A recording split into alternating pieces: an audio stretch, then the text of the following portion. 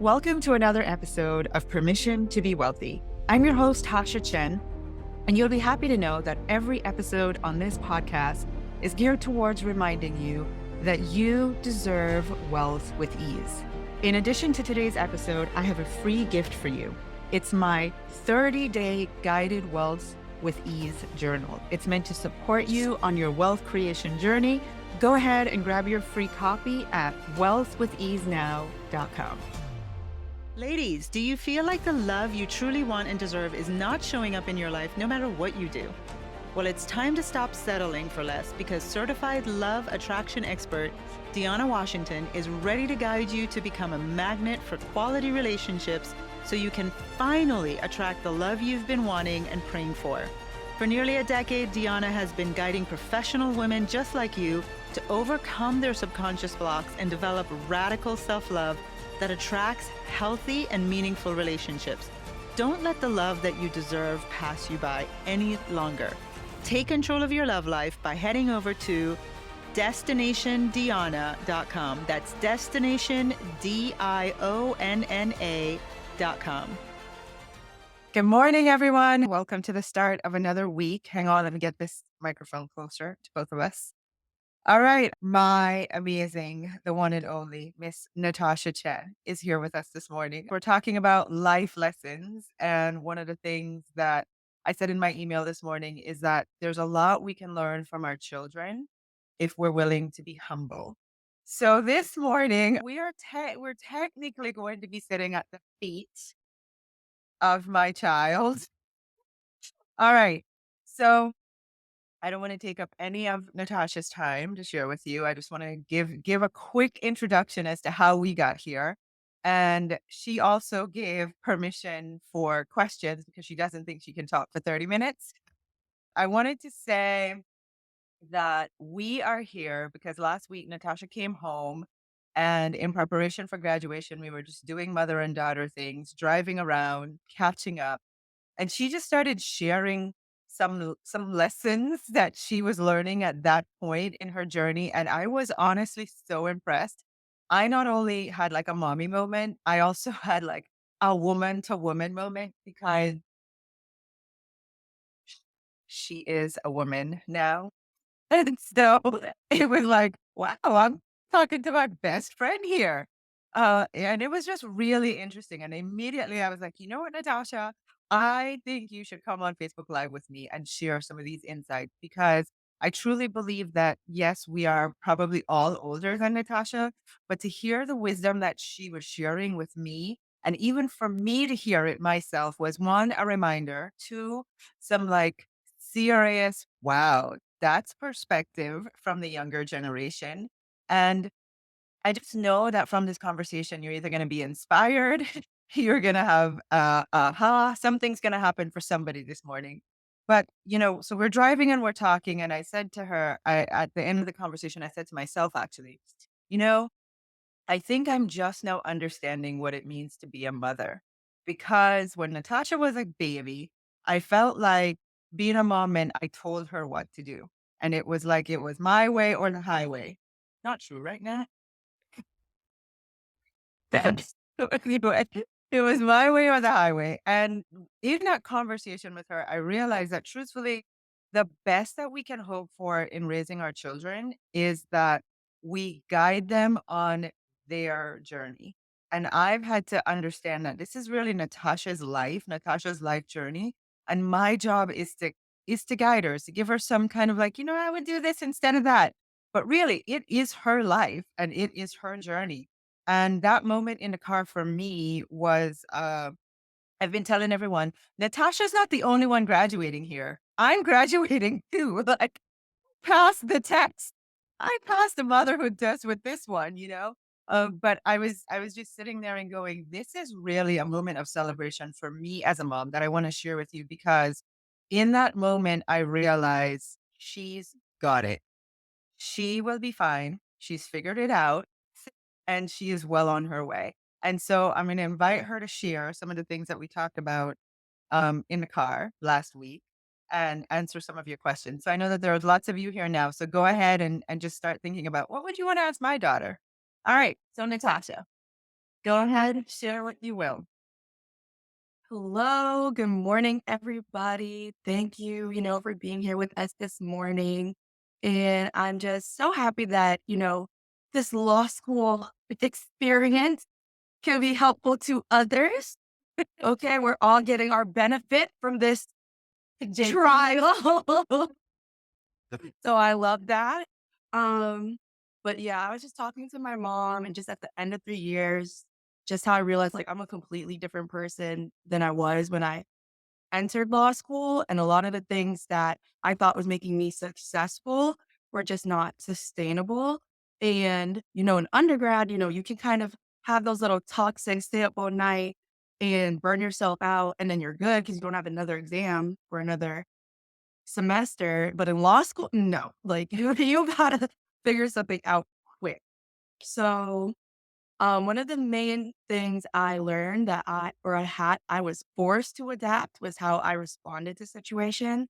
And my mother knows that I did not used to respond to stress well, even though I had opted to put myself in maybe some situations that would elicit a lot of stress, like deciding to take the LSAT while I was still in school, or deciding I wanted to graduate in 2 years meant I had to do a lot of extra stuff that just made college less relaxing, and I would cope with that by anytime I was inconvenienced, "Mom, why did my credits not come through? Why is this professor giving me a B minus instead of a 3?" Coming home, and this lady saw me every single weekend, my first year of college. Like, it was bad. I just could not handle stress, and that's cute when you're 18, but, I'm about to have a client. I would my client come to me, "Natasha, I got this problem. I'm stressed, girl. I'm stressed too. What are we gonna how are we gonna do this?" So, and them not at the risk that they're gonna be paying you. Right. You're like, "I'm stressed too. So what are we gonna this is crazy. I'm gonna figure this out." So, yeah, so I had to get myself together, and I feel like this really the exact moment I think I realized that, like, this was not sustainable is, like, and you actually have connected me to your friend who had helped me with, like, my writing because, as a lawyer, like, one of our main jobs is writing, and it takes me a long time to write things. And that's fine when you're doing academic stuff, but not when you're getting paid by the minute to turn something around and get it back to your partner. And so that was just a lot of stress for me. And I was telling myself, like, oh, I'm smart, but I can't write fast. And now everyone's going to see, like, this thing I've been hiding from everybody. And I Oh my just gosh, Natasha, there's so much. I need a notepad. Oh my gosh. keep going. But yeah, and just this huge fear my first summer that I was working that like, oh, I was also there on a diversity fellowship. So that was like another thing in my head. Like everyone is here because they're smart and I'm here for diversity and I can't write fast and everyone's gonna find out my secret. I would have panic attacks and I would get so worked up that like it would I was never productive because I would like cry for an hour, then have something else to do. And it was just a mess. And so my second summer, I like had the insight of like, well, that was so unhelpful. And I survived. Thought I was being so miserable and bad at my job. And yet they still asked me back. So I can't be that bad. And at the end of the day, like the work is the work. You have to turn in your assignment. Why sit there and cry about it for an hour?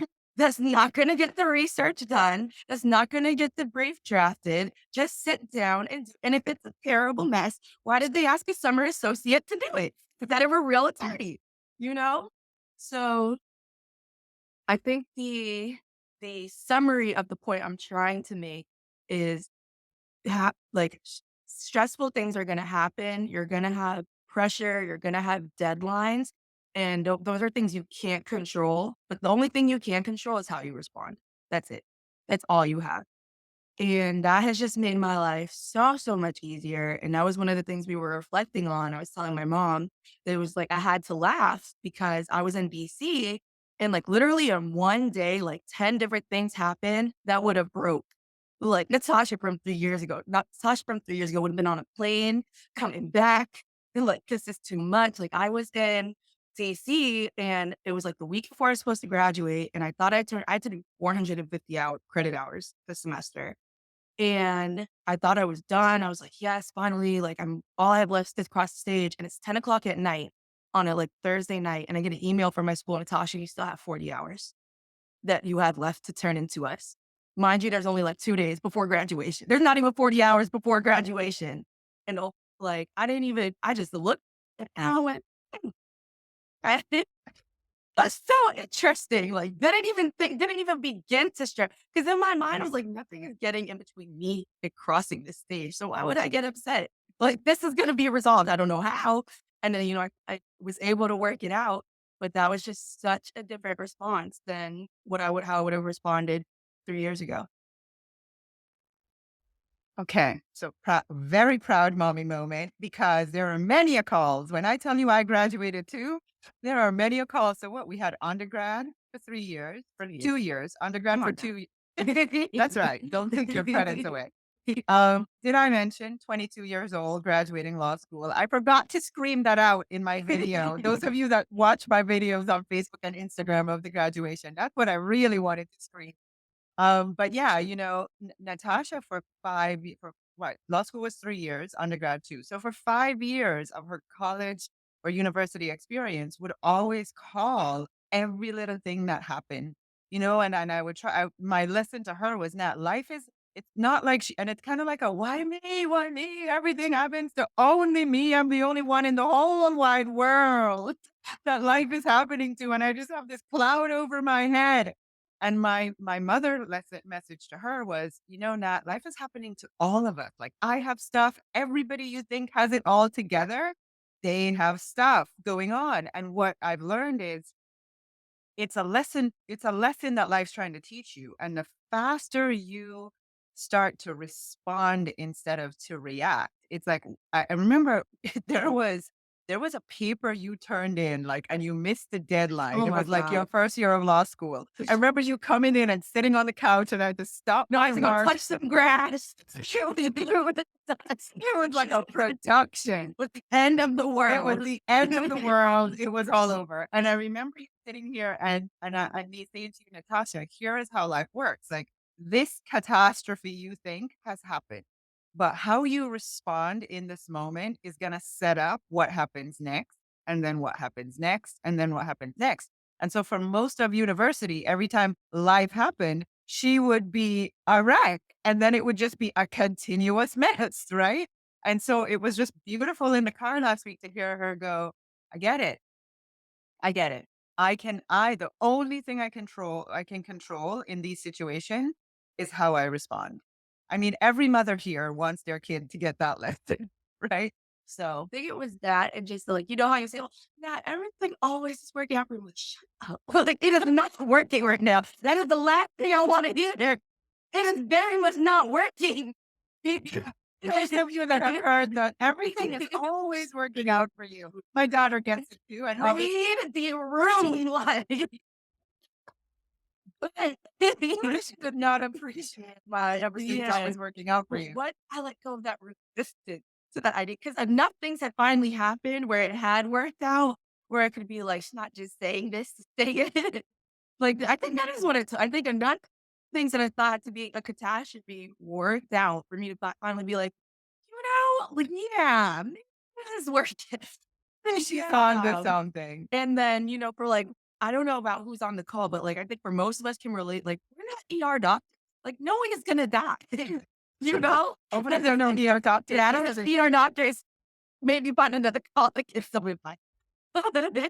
um, but yeah, no, but just that, like that everything's gonna work out. So when those little like, and that was just like a week or two ago where like I had this date was just ridiculous. Like these people broke into my car, didn't know if I was gonna be able to get home, didn't know what was going on with the insurance. Like it was just a mess. And H&M decided to close H&M decided when she needed 10 tops, and they decided they were closed for maintenance. It was a catastrophe.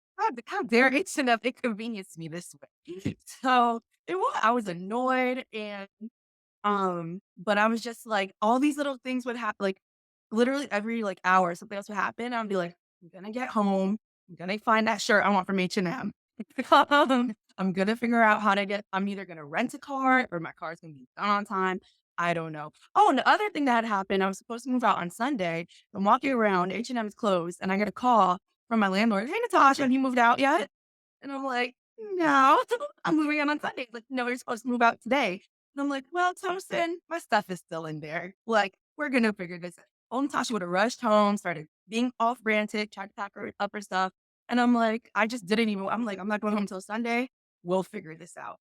Like it's everything, just trusting that everything was gonna work out, like really just helps with that mastering the response.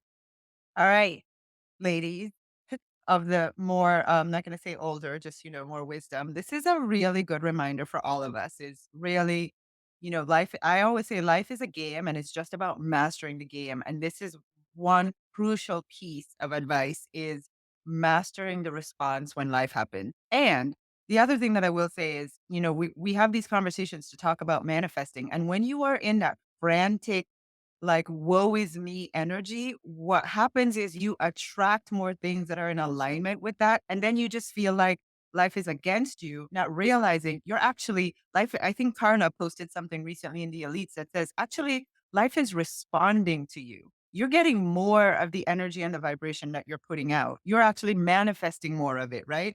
So by switching to this mastery of you controlling your response, you get in a higher vibration and therefore just continue to attract. This is why everything works out because you have that energy about it, right?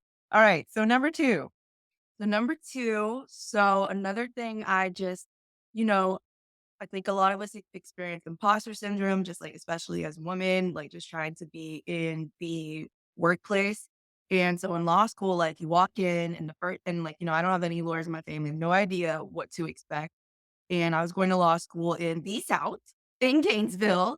And so that was the vibe. And I walk in, and the first thing is like professionalism, be professional, act like a man. That's what there's don't act like however you are, act like how a man would act, dress like a man, conduct yourself like a man. And I just felt a lot of pressure because I am not a man. And that was the standard that I had to live myself up to. And then in class, like I feel like I would express myself and like I would answer questions in class, and then people would literally repeat the question as if I had not spoke. Like it was extremely disheartening. Wow. Yeah, and I just felt like I struggled so much feeling like I just didn't belong or I had so much it's like I couldn't make any mistakes because then it's like, oh, like it's like, oh, she's not supposed to be here. Even though it's like none of us are lawyers, none of us know, no, we're all here to learn. But I just felt I was putting that pressure on myself, like I have to blend in. I have to show I'm good enough to be here. I have to fit in with everybody else. And I'm young. oh, and I'm like I'm the younger than everybody. yeah. Yeah, that part as well. And it was just, and I'd actually like psyched myself out so much that I didn't apply to. So when you're in your first year of law school, you don't work for like a law firm. You usually work in some type of government job. And the best type of government job for law students is work for a judge. And I convinced myself I wasn't going to have the grades to work for a judge, even though I didn't see my grades. And so I just Pause. How many of you have convinced yourself you're not going to get a thing, right? It's not meant for you, even though like you haven't even seen the facts to make that statement. I see people do that so much with manifesting. It's so interesting. You don't even have the facts to prove that you can't have it, but you just decided you can't, right? So anyway, sorry. no, but it was that. It was literally that there's no reason for me to not apply. And I just told myself, nope, like you'll be lucky to keep your scholarship, which was like ridiculous. Mhm. And anyway, so I ended up deciding to do the law firm route my first year of law school. And I was meeting with counselors and I was like, hey, I'm applying for this law firm. And I was like, I think I need to do practice interviews. And my career advisor, she was like, oh, this law firm, oh, honey, like you have to be like a son of a partner to get this. Like they're just posting it so they look good. Like you're not gonna get this. A son of a partner. Yeah, like this isn't, for people like you. Yeah. And I was like, okay, well, like they still asked to meet me, so I'm still gonna show up. And, I did my practice interview with her and she was like, like you're very bubbly and you laugh a lot. Like you need to tone it down. And Serious. yeah, Serious lawyer man. be serious lawyer. And I was like, oh, okay. Like but more affirming, like, don't be yourself. Don't let them see that you're young. And I like she like almost like I'm something I'm supposed to hide. And I just decided no, like I think that speaks to who I am that I'm this young and I'm in law school and I'm applying to this job. Like it shows you that like I've not I've experienced adversity and am able to perform at a certain level, so I'm not gonna hide it. And I put it on my resume and my personal letters, and I got my interviews. And, I was doing my interviews, I was meeting people, and I finally had my job, and people who had interviewed came back to me and they're like, "I want to be your mentor because you seem really sweet, you seem genuine, and you seem, there's not a lot of people like you who are in our workplace." And because I was myself and because I was different than, the standard professional lawyer, I found my people. Awesome.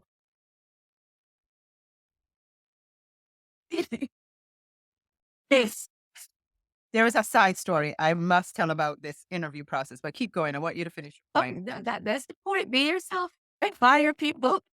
And find your people. Yep. And I think, when she was telling me this story, I said to her, I said, Nat, I really want you to share that because one of the things that I think a lot of women my age and older tend to think is that we can't get paid to just be ourselves. Like we have to put on a show. We have to do this whole production. Like we want to manifest millions and who we are and what we have to offer just isn't enough. And we have to be big. We have to go get another certificate or we have to do all these things outside of ourselves. And it was just so beautiful to hear her say. I mean, and again, this is something I wish I would have had at 22 years old. Like, it's gonna be okay to just be yourself. Like you are going to find your people are gonna find you.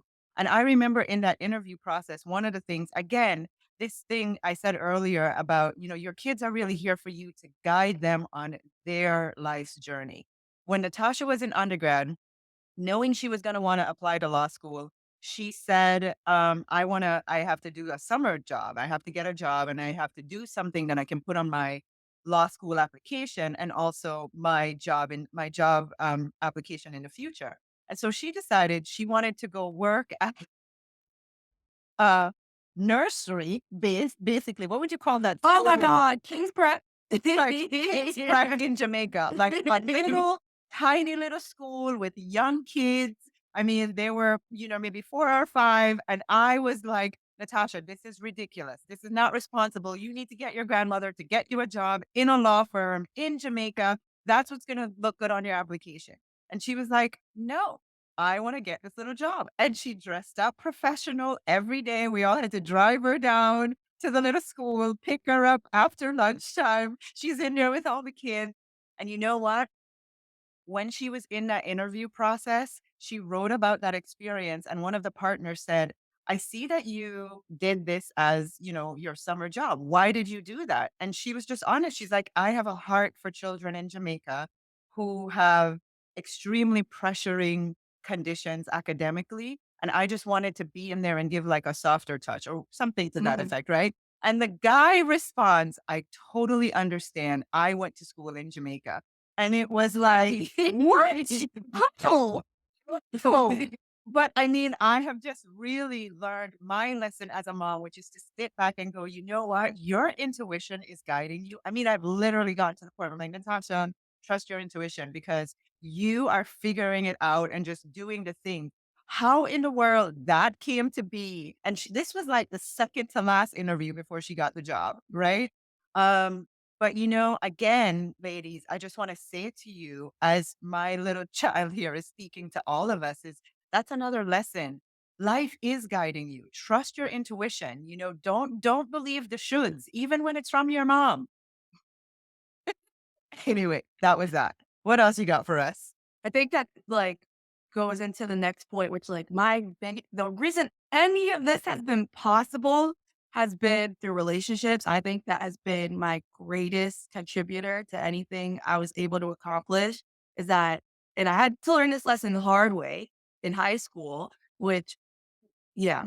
So in high school, I was like trying to figure everything out by myself and just like wanted to be independent and just making everything as hard for myself as possible, not asking anybody any questions. And, I think I felt like I was setting myself up for a scholarship, like a full-time full ride to college. I was like, like captain of a sports team, 100 volunteer hours, like 3.9 GPA. And I did not get a I did not get a full ride to the school that I wanted to go to, and I was watching people around me get scholarships who I know were not doing the things that I was doing. Or they were, but but I'm like, okay, I'm just qualified as you. Like, why are you getting it over me? And I would ask, and they'd be like, oh, I asked the guidance counselor and she found this special program. Or, oh, like you need to like talk about being diverse to qualify for certain. I didn't talk about being diverse in my college application. So like I wasn't even in the pile for certain scholarship. And it was just things I didn't know what I didn't know. And I was like, well, this is the last time this is gonna happen. Right. And it was just like, like I did all the things I was supposed to do and had just not had access to information. So when I was applying to law school, I hunted people down to help me. And it was because I met with this person at the admissions office or this professor who, like, maybe didn't have a legal background, but they knew how to write and help me with my personal statement. Or I had a friend that was a poet and she had helped me with my personal statement or other law students. And because of that, like people who had been through it with personal experience, they could explain, yeah, the website is saying do this, but you really need to do this, or this is how you stand out. And that is 100% why I was able to successfully get into law school because of the people I met. And I think that really benefited me because I don't think I had these struggles that I see a lot of my mentees face. Like, coming, I like a lot of people in my circle are also people who don't have lawyers in their family, they're women and are coming into law school and they're like, oh my God, like I need to figure everything out by myself and I need to make my outline from scratch and I can't work with anybody. And I'm like, law school is not about testing how smart you are by yourself. And even like for your client does not want you to sit there for 10 hours and figure this out by yourself to prove how smart you are. You need to figure out what is the most efficient way to get things done. That is what this is about. That is how you get an A on the exam. You know who's getting an A on the exam? People who sit down and just pre-write and they're just copy pasting in exams. That's who's getting A's. It's not the smartest person. Like and that's really hard. I've never understood it, but I've seen it happen. Like I'll tell people this and they still want to do the hard way. They still want to sit there and study for 10 hours. They're like, okay. Easy and relaxed.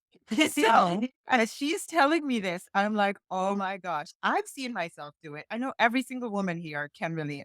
Why do we choose the hard way? There is always an easier way. There always is. But we are so addicted to hard. We're so addicted. And one of the things we talked about was like, it's like we have to prove ourselves. We have to do it the hard way so we can be deserving of the success. Well, why? Why?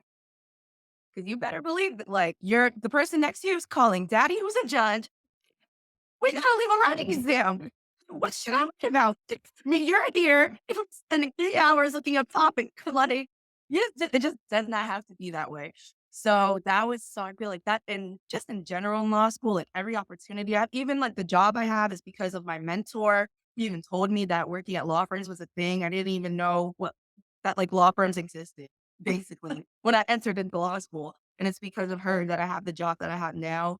And just my professors and my friends, I feel like the most valuable thing that I'm taking is the relationships that I've built and the Lev- people I've met. yeah, leveraging relationships. Leveraging relationships. Oh my gosh. Are you paying attention to all of these? Oh, I see all the caps. I see the emoji. All right. So we're driving and she goes, we're having this whole conversation and she goes, mom, I was just thinking the other day. Go ahead. I'm just reflecting my Gemini mind, just thinking all the thoughts. And I was like, how did me and my mom come to be so close? Because, having a Virgo mom, there could be some weight on there in it. There could be some strictness. And my mom is like a very, reserved, conservative woman. And, y'all met me for about 20 minutes. See, that's not exactly me. I'm just like, yeah, mom, I went to a party. A party? Goodness. Yes, ma'am, 20-year-olds go to parties, actually. And I'm just so like I like my mom, I follow my mom on Instagram. Like I comment and I like all her stuff. I don't let her follow me. But she asked me why, and I'm like, you can't take it. You can't handle it. But yeah, so it's like, even though I feel like I'm aware of this, like of the difference between my mom, I still tell her everything though. Like you can't go 2 minutes without calling my mom and tell her what's going. She knows all the craziness. She like actively asked me to stop telling her stuff. That's how, so how did we get so close? Even though I know she's so Virgo. And I was like, "You know why? It's because whenever I call my mom, I know she's gonna be so just tickled by whatever it is I have to tell her, and I feel like she's gonna just be genuinely interested, and because I know it's just gonna be a safe space for me, and she's, like, sincerely going to care about whatever foolishness I'm calling her about." Like, not just like I have to, like, who else is gonna give me this kind of love and attention? So, yeah, that was just something I was reflecting on and shared with my mom during our life talk. And I said, you know what, Natasha? That is so amazing that you feel that way because literally I have made a living by just being me. Like literally what Natasha loves about me is what you all love about me. And I thought that was just such a good way to bring this whole conversation back to you can get paid to just literally just be your interested in other human self. Like that is my job, right? As your mentor, as your guide, is to be interested in you and your dreams and not your foolishness like Natasha. Hopefully, you're not all going to crazy parties, but just whatever it is that you want to manifest and create. And if there's anything that I have learned on my life's journey that I can share with you so you can have what you want, that's it.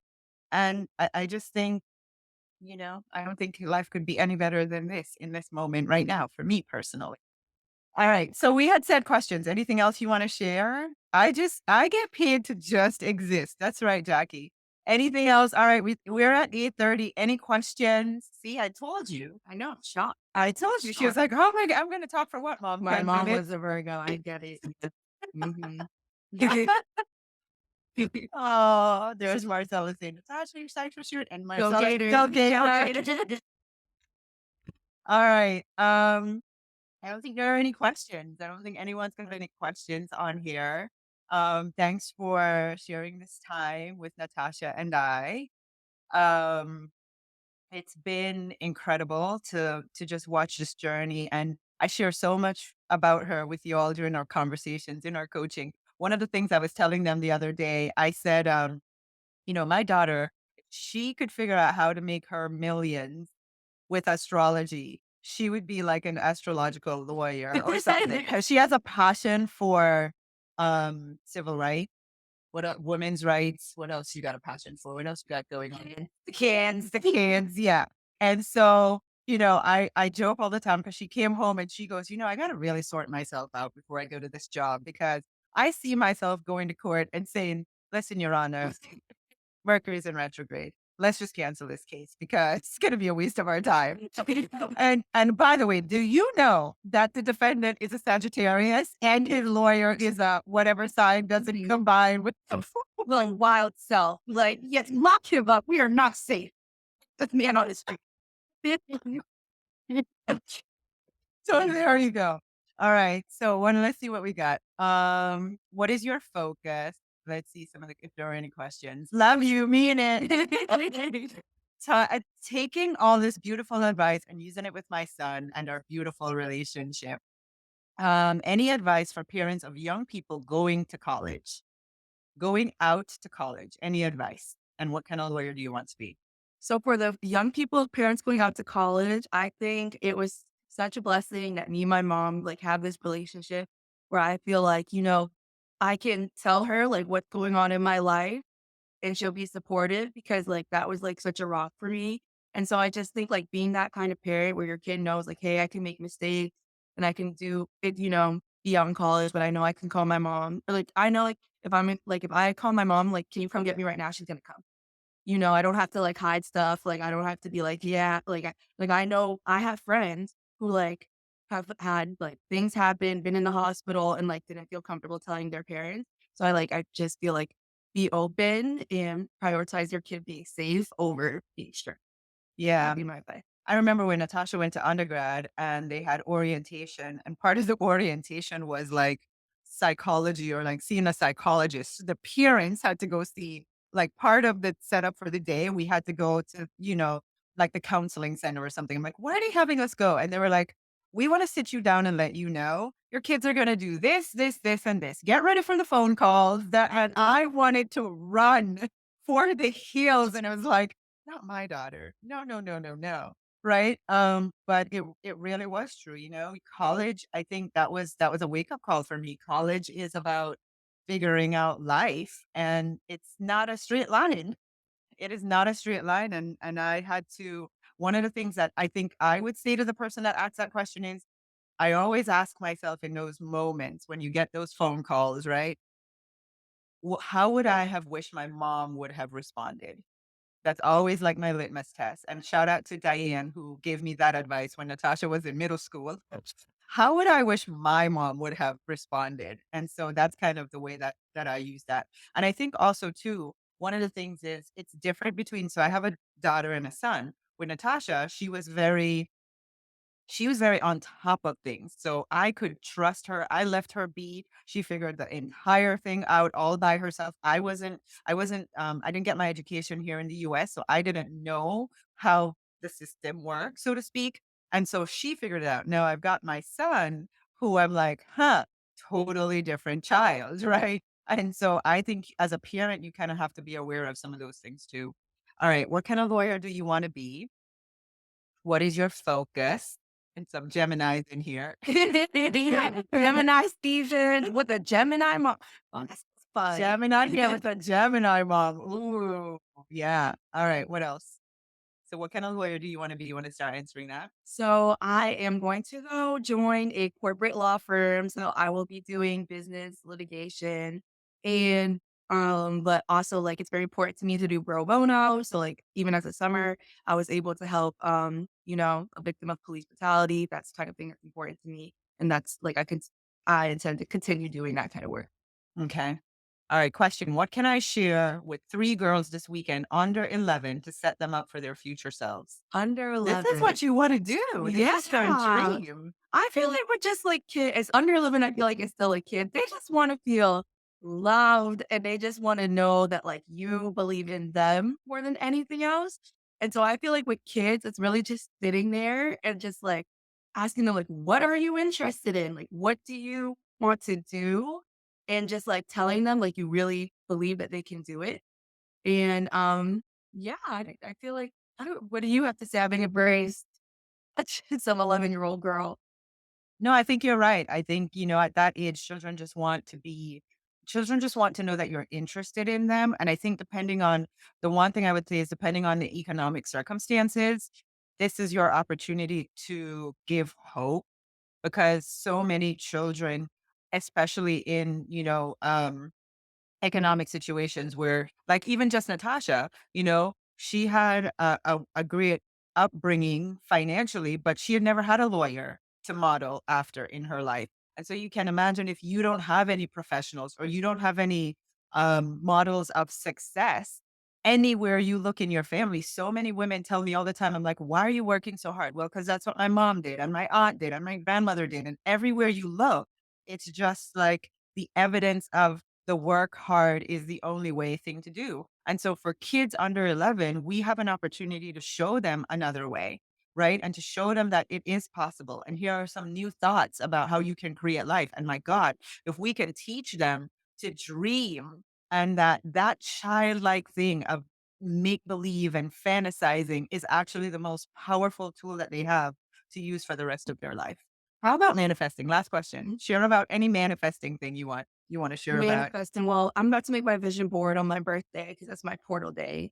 And so just my tip for vision board is I go in with a really open mind. Like my mom said, I don't go online. I don't look anything up.